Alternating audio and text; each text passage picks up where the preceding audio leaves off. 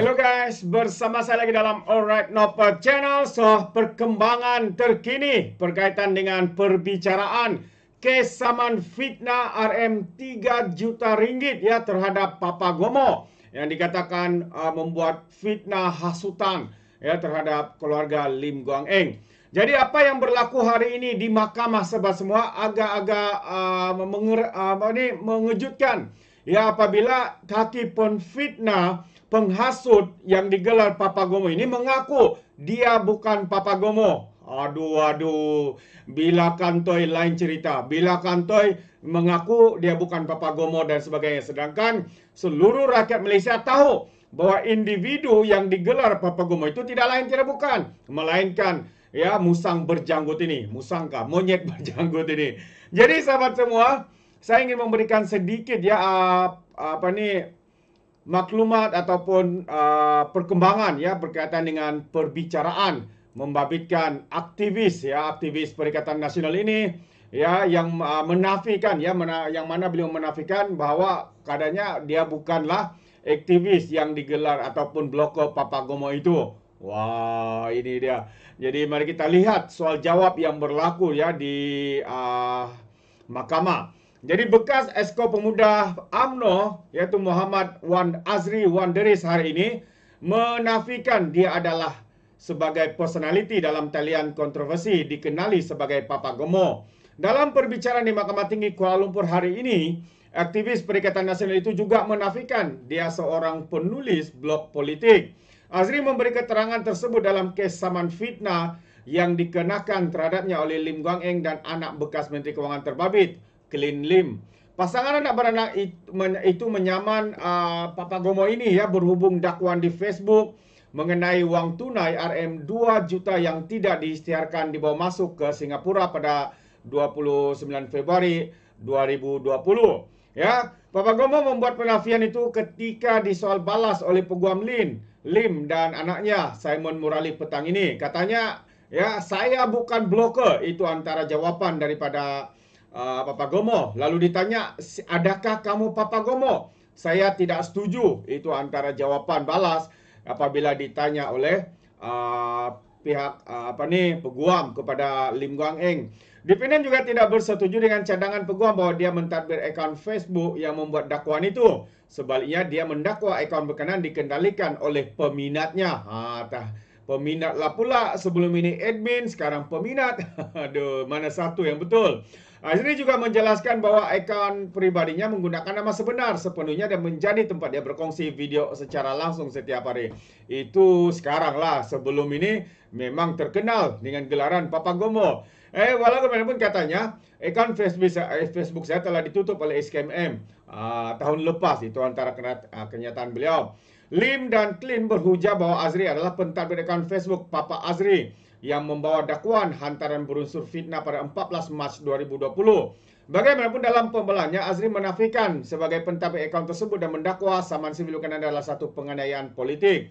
Sementara itu, semasa prosiding di hadapan Persuruhjaya Kehakiman ADIO, ya, Papa Gomo ini menafikan pernah menfitnah Lim dan Klin sambil menegaskan tiada sebarang video atau audio yang wujud untuk membuktikannya. Perbicaraan itu akan disambung semula pada 11 Disember ini. Klin mengemukakan saman selepas muncul dakwaan dia ditangkap di lapangan terbang Changi ketika cuba memasuki Singapura dengan wang tunai RM2 juta yang tidak diisytiharkan. Sedangkan perkara itu tiada pun ya. Lim menuntut ganti rugi sebanyak 3 juta ringgit berhubung dakwaan dia terbang ke Republik tersebut kononnya untuk menyelamatkan Klin pada hari tersebut. Peguam Simon Murali mewakili Lim dan Klin manakala Papa Gomo diwakili oleh Logan Iskandar Abdullah. Jadi itu antara perkara yang berlaku di mahkamah hari ini ya, perbicaraan berkaitan dengan saman fitnah yang dibuat ya oleh Lim Guang Eng dan anaknya terhadap Papa Gomo ini. Sudah hampir kantoi. Sekarang ini menukar statement pula dan mengaku kononnya dia bukanlah individu yang digelar sebagai Papa Gomo. Funny sungguh ya. Pemain bola sepak bawa kerambit juga suspek kes Molotov cocktail. Mungkin sahabat semua ada yang tidak tahu ya berkaitan dengan isu ini. Ini adalah apabila satu permainan bola sepak dan dikatakan seorang individu itu mengeluarkan satu kerambit semasa ada pergaduhan. Dan apabila disoal-soal, disiasat dan sebagainya, bahwa individu itu juga adalah suspek untuk kes Molotov cocktail. Jadi apa sebenarnya berlaku? Mari kita dengar ya pencerahan daripada pihak berkuasa ini. Jadi polis telah mengenal pasti seorang pemain bola sepak amatur yang ditahan pada 8 Ogos lepas kerana membawa kerambit ke padang bola sepak merupakan suspek kes baling bom petrol di sebuah pusat hiburan di ibu negara Mei lalu. Ketua Polis Kuala Lumpur Rusdi Muhammad Isa berkata, berdasarkan siasatan polis, yakin laki berusia 22 tahun itu adalah orang yang dikehendaki berhubung kes berkenaan. Katanya lagi, pemain bola sepak itu akan didakwa di Mahkamah Kuala Lumpur esok mengikut Seksyen 6-1 Akta Bahan Kakisan, Letupan dan Senjata Bahaya, Seksyen 336 dan Seksyen 435 Kanun Keseksaan kerana membawa kerambit dan membaling bom petrol.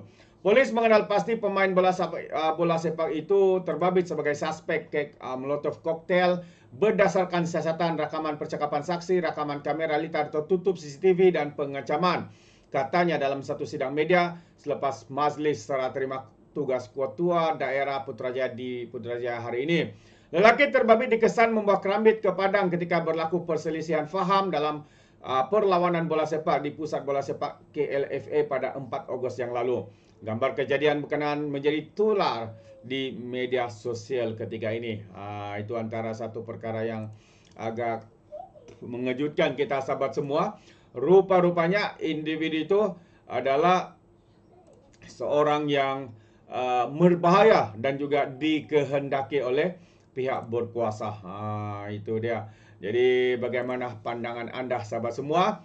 Dan dalam masa yang singkat satu lagi, polis tahan banduan miliki dada dalam penjara Tapah. Waduh, bagaimana banduan itu boleh memiliki dada berkenaan.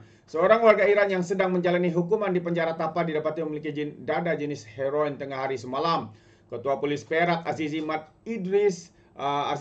Aris berkata, hasil pemeriksaan, pegawai penjara menemukan 2 paket berisi bahan berwarna kuning seberat 46 gram dan 1 paket lain mengandungi bahan berwarna merah jambu dengan anggaran berat sebanyak 30 gram pada lelaki berusia 39 tahun itu. Katanya semasa pegawai penjara menjalankan tugas ronda di Dewan Penjara Tapah, mereka mendapati suspek duduk bersendirian menghadap dinding dalam keadaan mencurigakan dan mencampakkan satu bungkusan plastik berwarna merah jambu ke atas lantai semasa pegawai penjara tersebut menghampirinya. Katanya pada sidang media di Ibu Pejabat Polis Kontingen Perak di Ipoh hari ini. Azizi berkata, kedua-dua bahan itu dipercaya dada jenis heroin bernilai keseluruhan 1.900 dan boleh digunakan sermai 50 penagih dada. Katanya banduan terbabit sebelum ini disabit atas kesalahan mengikut Seksyen 39B Akta Dada Berbahaya 1995 dan dijatuhkan hukuman penjara selama 30 tahun sejak 2018. Banduan itu juga, tambah Azizi, turut mempunyai 4 rekod lampau berkaitan jenayah. Katanya polis masih menjalankan siasatan dari mana dan bagaimana dada berkenaan boleh dibawa masuk ke penjara tersebut. Itu dia. Dia agak mengejutkan kita sahabat semua. Perkara-perkara seperti ini boleh berlaku. Siapakah dalang di sebalik semua itu sehingga memungkinkan perkara bahan terlarang itu boleh masuk di dalam penjara Tapah ini. Jadi terima kasih, sampai di sini saja. Sekiranya anda mau berikan sebarang komen khususnya isu pertama, Papa Gomo mengaku dia bukan Papa Gomo. Bila kantoi macam-macam cerita dipusing, diputar belit dan sebagainya. Alright, berikan komen anda di dalam ruangan komen. Ingat, komen dengan cara berhemah. Terima kasih. Izinkan saya untuk mengundurkan diri dan seperti biasa, peribahasa mengatakan tapapun kangkap, 2 ton keinginan. Dalam bahasa Melayunya, tepuk dada, tanya selera. Sekian daripada Orang Dapat Channel. Kita berjumpa lagi. Bye-bye.